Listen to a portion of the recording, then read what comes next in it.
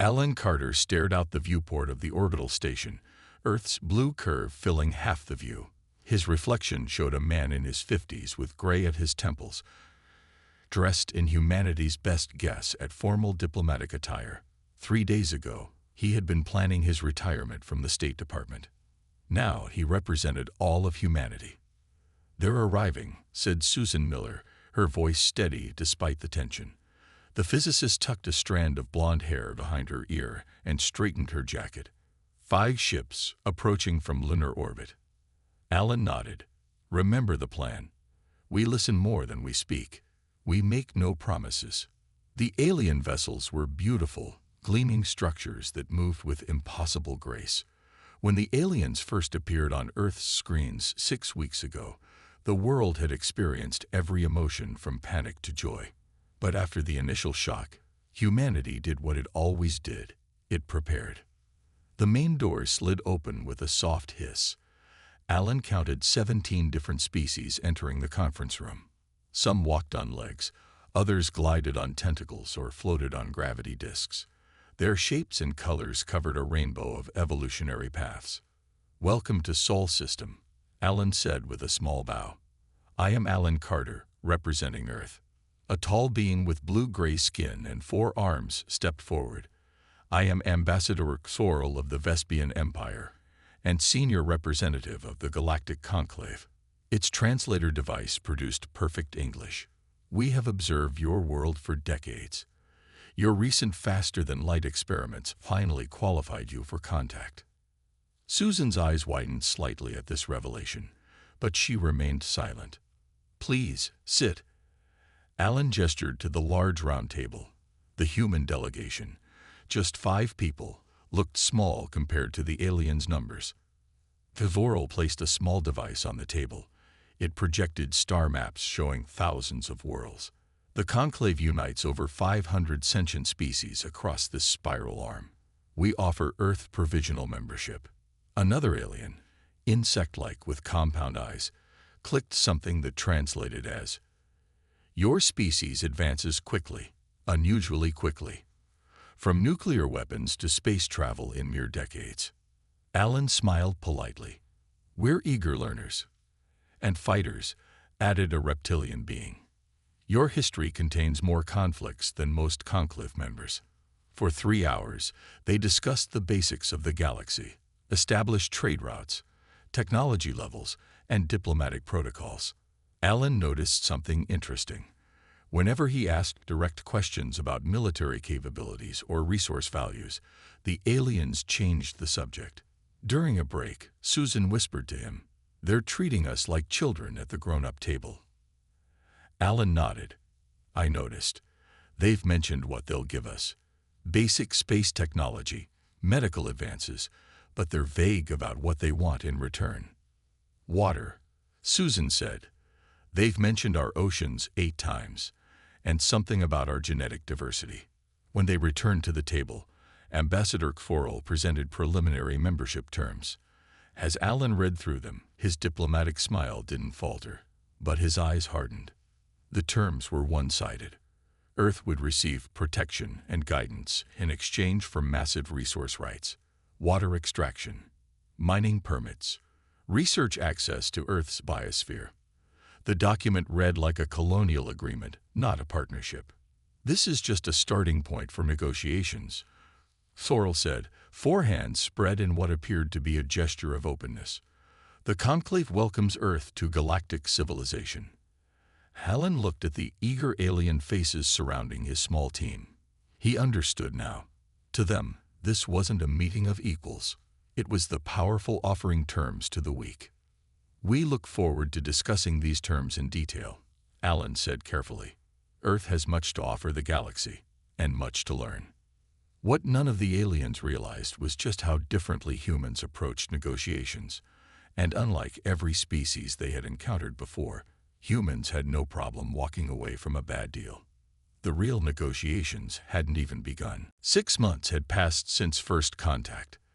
The orbital station, once strange and intimidating, now felt almost familiar to Alan Carter. Earth's delegation had grown from 5 to 12 members, the newest being Frank Simmons, an economics professor with a reputation for spotting bad deals. "They're taking us for fools," Frank said, tossing a tablet onto the conference table in their private chamber. His round face was flushed with anger. "These trade formulas are designed to drain Earth dry within 50 years. Susan nodded, pushing her glasses up her nose. "The technology they're offering in exchange is impressive but carefully limited. Nothing that would help us advance beyond their control." Alan stared at the holographic model of the proposed trade routes. After months of polite talks and small concessions, the full picture was becoming clear. Earth wasn't being invited as a partner. It was being colonized through paperwork. "Time to change our approach," Alan said quietly. The next day, when the full conclave gathered, Alan brought Frank to the table. Ambassador Xorl's 4 arms made a gesture that the humans had learned indicated mild surprise. "We have reviewed your proposals," Alan began, "and find them fundamentally unbalanced." A ripple of translator devices echoed through the chamber as his words were converted into 17 different languages. The reptilian delegate, named Krith, blinked slowly. "Unbalanced. These are standard terms for provisional members," Krith said.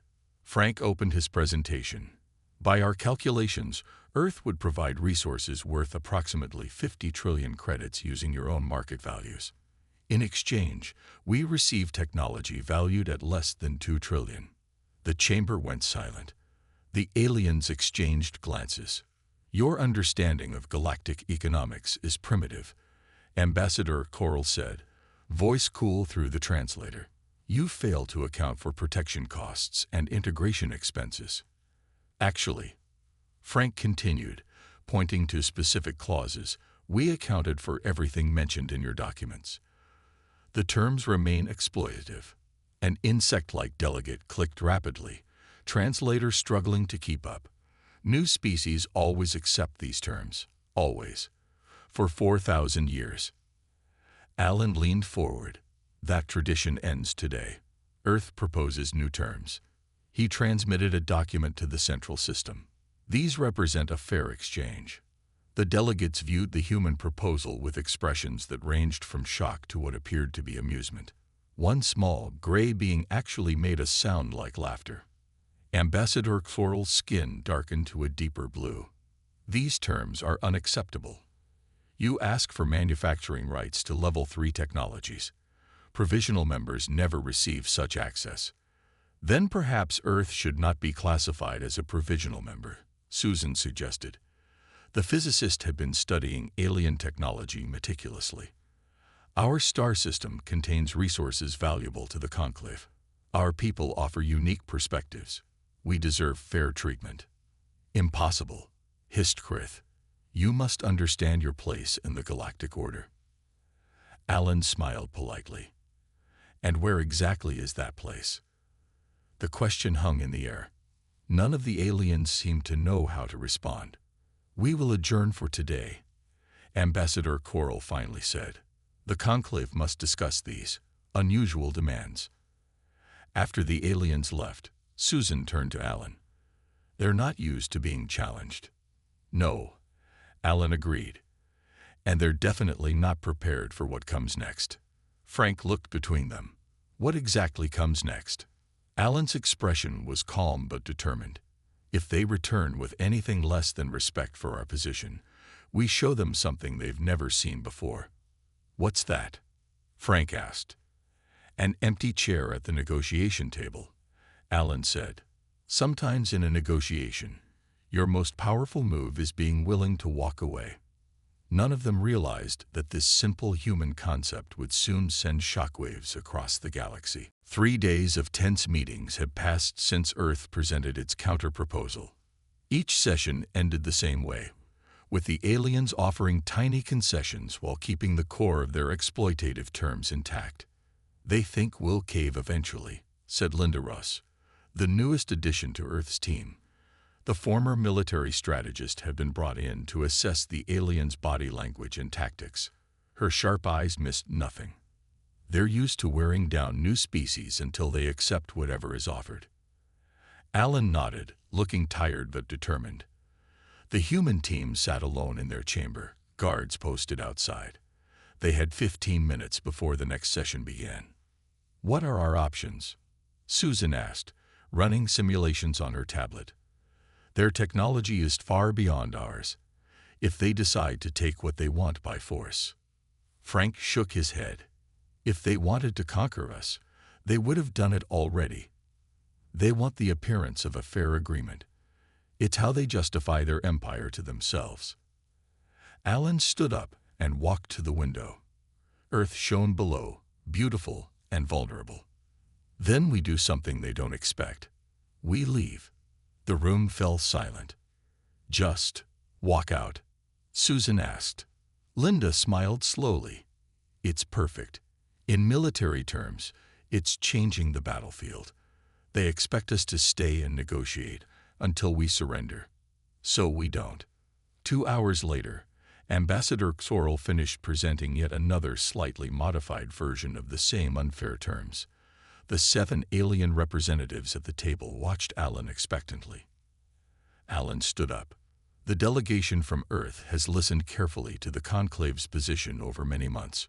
We have proposed fair terms that would benefit all parties. These have been rejected." His voice remained calm and professional. "Therefore, Earth is suspending negotiations, effective immediately." The translation devices echoed his words. For a moment, nothing happened. Then all 7 aliens began speaking at once. "This is not how negotiations proceed." Ambassador Xorl's skin had turned almost white. "You cannot simply leave." The insect-like delegates' clicking became so rapid that the translator couldn't keep up. The reptilian Krith actually rose from his seat, tail thrashing. "We can, and we will," Alan replied. "Earth will resume discussions when the Conclave is prepared to offer terms befitting equal partners." Susan began packing her devices. Frank collected their documents. Linda stood by the door, watching the aliens' reactions with interest. "This behavior is unprecedented," shouted a small floating alien Alan hadn't seen before. "No species has ever abandoned conclave negotiations." Alan paused at the door. "Then perhaps it's time for new precedents." The human delegation walked out, leaving 7 stunned aliens staring at their empty chairs. Back on their shuttle, heading toward Earth, Susan finally let out a nervous laugh. "Did you see their faces? Or whatever they have instead of faces?" "What happens now?" Frank asked. Alan looked at his team. "Now we wait and prepare." Within 24 hours, Earth's military went on high alert. Not visible enough to be provocative, but ready. Governments worldwide united in a rare show of solidarity. 3 days passed with no contact from the Conclave. Then 5. Global markets initially panicked, then stabilized as humanity realized they might be on their own. On the 7th day, Linda rushed into Alan's office. "They're back. A Conclave ship just entered orbit." Alan's phone rang immediately. The president's voice was tense. "They're requesting to speak only with you, Alan. No formal delegation this time." "What do they want?" Alan asked. "They didn't say, but they're not approaching with weapons active." The president paused. "Whatever you did up there, it got their attention." Alan looked out his window at the sky. "It wasn't what we did, Mr. President. It was what we were willing to not do." No one in human history had ever negotiated with aliens before, but humans had been negotiating with each other since the dawn of civilization. Sometimes, the most powerful move was simply walking away from the table. And now, the galaxy was calling them back. News of humanity's departure from negotiations spread faster than anyone on Earth could have imagined. While Earth prepared for possible conflict, the galaxy experienced something unexpected: chaos. Captain Paul Wright stood in the Pentagon's newly established Alien Threat Assessment Room, watching satellite feeds of the Conclave ship in orbit. Unlike the elegant diplomatic vessels from before, this one had the unmistakable look of a military craft. "Still no weapons activated," Paul reported to Alan, who had just arrived from a briefing with world leaders. "They've been sitting there for 6 hours." Alan straightened his tie. "And no communication beyond the request to speak with me?" "None," Paul confirmed. The military officer was built like a football player, but moved with careful precision. We're ready if this goes bad. Susan entered the room, carrying a tablet filled with data. You need to see this, she said, excitement in her voice. We've been monitoring transmissions between the Conclave ship and the rest of their fleet. Our translations are rough, but something big is happening out there. She projected a series of intercepted messages onto the main screen. Multiple species are demanding emergency sessions of the Conclave. Trade agreements are being questioned. 3 smaller civilizations have already cited the human precedent in their own disputes. Frank whistled. We started a chain reaction. Not just that, Susan continued. Conclave markets are showing significant disruption. Apparently, several major trading houses had already begun allocating Earth's resources into their future projections. Linda studied the data with narrowed eyes. They never expected us to refuse. Their entire economic system assumes submission from new species.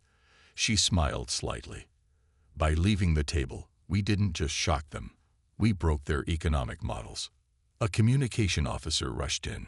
Sir, the Conclave ship is requesting permission to send a shuttle. 3 representatives only. Unarmed. Alan nodded. Grant permission. Have them brought to the White House meeting room. I'll head there now. 2 hours later, Alan sat across from Ambassador Kforel and 2 aliens he hadn't seen before, a tall, crystalline being and a small, gray creature with enormous eyes. This is Elder Zentik of the Arcturian Collective. Sorrel introduced the crystal being, and Delegate Morrow of the Tellarites. The blue-skinned ambassador looked uncomfortable. We come with new authority from the Conclave. Alan kept his expression neutral. Earth is listening. Elder Zentik's voice sounded like chimes through the translator. Your departure from negotiations has created an unexpected situation. Several member worlds have begun questioning their own agreements. A dangerous precedent, added Morrow in a surprisingly deep voice for such a small creature. Alan leaned forward. Is it dangerous for agreements to be fair to all parties? Sorrel's 4 hands moved in agitation. You do not understand. The Conclave has maintained galactic stability for millennia through established protocols. Species join, accept their place, and peace is preserved. Their place. Alan raised an eyebrow. Or their submission. The 3 aliens exchanged glances. Finally, Elder Zentik spoke. The Arcturian Collective has studied your species extensively since your departure. Humans appear unique in their approach to negotiation. Most species seek safety within the group at any cost. Humans calculate value differently. We simply want fair terms, Alan said. Fair. Thorel repeated the word as if it were new to him. The Conclave Council has authorized us to present revised terms. He placed a data crystal on the table. Full technology sharing, reduced resource requirements, voting rights within 5 years instead of 50. Alan picked up the crystal, but didn't access it. What changed? Morrow shifted uncomfortably. 3 systems have threatened to withdraw from existing agreements. The economic disruption has already cost trading houses billions. The Council fears more will follow if they see that walking away works, Alan finished. The 3 aliens didn't deny it. Alan placed the crystal back on the table. I'll need to consult with Earth's governments. But this appears promising. As the aliens departed, Linda joined Alan at the window watching their shuttle return to orbit. They're afraid, she said quietly. Alan nodded. Not of our weapons or technology. They're afraid of our ideas. Across the galaxy, the human concept of walking away from a bad deal was spreading like wildfire among species who had never dared to imagine such a possibility. 3 weeks after the Conclave representatives delivered their new proposal, Earth was ready to respond. The orbital station, once a place of tension, had been transformed. Now it served as the first truly equal meeting ground between humanity and the galaxy. Grace Lee, a skilled negotiator from Seattle with 20 years of diplomatic experience, studied the aliens across the table. Besides the now familiar Ambassador Xoral, Elder Zentik, and Delegate Moro, 4 new species had joined the talks. Their body language, at least what humans could interpret of it, showed a mix of curiosity and caution. "Earth has reviewed your revised terms," Alan said, sitting confidently at the head of the table. "We find them substantially improved, but requiring further discussion on 3 points." Grace presented the human counterproposal, highlighting issues with technology transfer timelines, defense arrangements, and cultural exchange protocols. What happened next surprised everyone. Instead of dismissing Earth's concerns or offering token concessions, the aliens actively engage. "Your point about defensive technology is valid," Elder Zentik acknowledged, crystal body catching the light. "The Arcturian Collective proposes an amendment to Section 12 that would address this concern." Similar reasonable responses followed for each issue raised. Susan caught Alan's eye across the table, her expression showing cautious optimism. During a break, the human team gathered in their private chamber. "They're actually negotiating," Frank said, sounding amazed. "Real give and take, not just telling us what to accept." "Something's changed," Linda observed. "This isn't just about our demands anymore. They're treating us differently." Grace nodded. Delegate Moro let something slip when we were discussing cultural exchanges. Apparently, the Tellarites have requested renegotiation of their own trade agreements, citing what they're calling the human approach. When talks resumed, Alan decided to address the situation directly. "I sense a shift in the Conclave's position," he said carefully. "May I ask what has changed since our discussions began?" The aliens exchanged glances. Finally, Ambassador Coral spoke. "In 4,000 years of Conclave history, no species has ever voluntarily walked away from membership negotiations," the 4-armed diplomat admitted. "This unexpected action revealed weaknesses in our system that we had not recognized." Elder Zentik's crystalline form hummed softly. 3 established member worlds have formally requested review of their agreements. 2 trading houses have collapsed due to market instability. The concept of, what are you calling it, walking away? This concept is spreading. Like a virus, muttered one of the new aliens, its translator failing to hide the alarm in its voice. Susan leaned forward. Not a virus. An idea. The idea that negotiation should benefit all parties equally. "This is not how the galaxy functions," Delegate Moro said, large eyes blinking rapidly. "Order requires hierarchy. Stability requires structure." Perhaps, Alan suggested, stability would be more assured if that structure were fair to all members, not just the oldest and strongest. The room fell silent as the aliens considered this revolutionary concept. "We have studied your history," Elder Zentik finally said. "Humans appear unique in their approach to risk. Where most species seek safety through submission, humans consistently choose uncertainty over unfavorable certainty. This makes your behavior unpredictable by our standards." Grace smiled slightly. "In human terms, we call it having a backbone." "We have those as well," said Ambassador Coral, not understanding the idiom. "But we use them differently, it seems." As the negotiations continued with new respect, Alan realized humanity's greatest strength wasn't their technology or resources, or even their potential for violence. It was their fundamental willingness to risk everything for a better deal. The galaxy had never seen anything like it, and that was exactly why they were now listening. Word of humanity's success spread quickly across the galaxy. In the 6 months since negotiations resumed, pulling the human became a common phrase in diplomatic circles, meaning to walk away from talks to gain leverage. The concept was so foreign to galactic culture that entire academic studies were devoted to understanding this strange negotiation tactic. Eric Brown, a behavioral researcher from Boston with kind eyes and a thoughtful manner, joined Earth's expanding team. His job was to study alien psychology while they studied humans. "They've sent observers from 32 different worlds," Eric told Alan as they walked through the now permanent Earth embassy on the orbital station. "Not just diplomats. Scientists, scholars, cultural experts. They're trying to understand how humans think. Alan smiled. And what have you learned about how they think? That's the fascinating part, Eric replied. Most galactic species evolved in environments where certainty was prized above all else. Predictable food sources, predictable weather, predictable predators. Their entire psychology is built around avoiding uncertainty. Susan joined them, carrying new research data. That explains so much.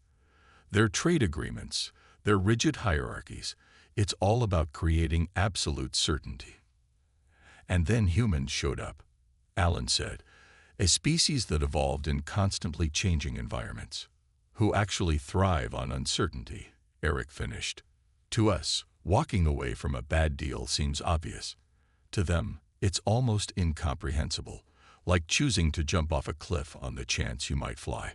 In the main conference hall, representatives from dozens of worlds mingled. What had started as simple trade talks had expanded into the galaxy's largest cultural exchange program. Humanity's willingness to share ideas freely, another concept alien to many species, had earned them surprising popularity. Alan spotted Ambassador Sorrel speaking with a group of new arrivals. The once hostile diplomat now served as Earth's strongest advocate in the conclave. Ambassador Carter.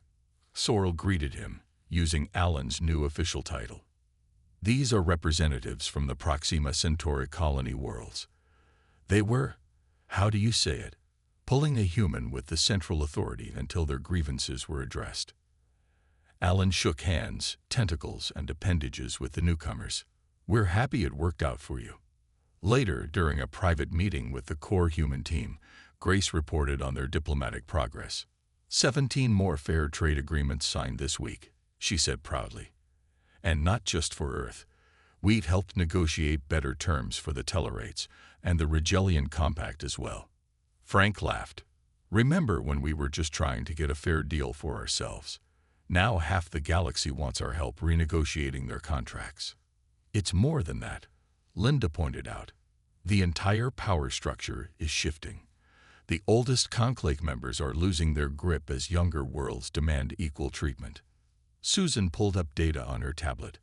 And look at this. Technology sharing has increased across all systems. When species aren't afraid of being exploited, they're more willing to contribute. Alan looked around at the team that had grown from 5 people to over 50. What had begun as a simple negotiation had evolved into something much more significant, a fundamental reimagining of how the galaxy functioned. They called us unpredictable, he said. Dangerous, even. But what really scared them wasn't our unpredictability. It was our refusal to accept unfairness. Eric nodded. In human psychology, we have a concept called loss aversion. People hate losing what they have more than they enjoy gaining something new. But unique to humans seems to be our willingness to risk everything when treated unfairly. That willingness, Alan said, just changed the galaxy. Outside the window, Earth shone blue and peaceful. For the first time, it wasn't just a small planet in an unimportant corner of the galaxy. It was becoming the center of a new way of thinking that was spreading across the stars like wildfire.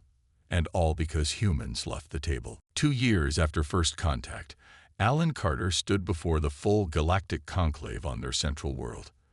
The massive chamber held representatives from over 500 species. A year ago, humans wouldn't have been allowed in this room. Today, Alan was about to make history.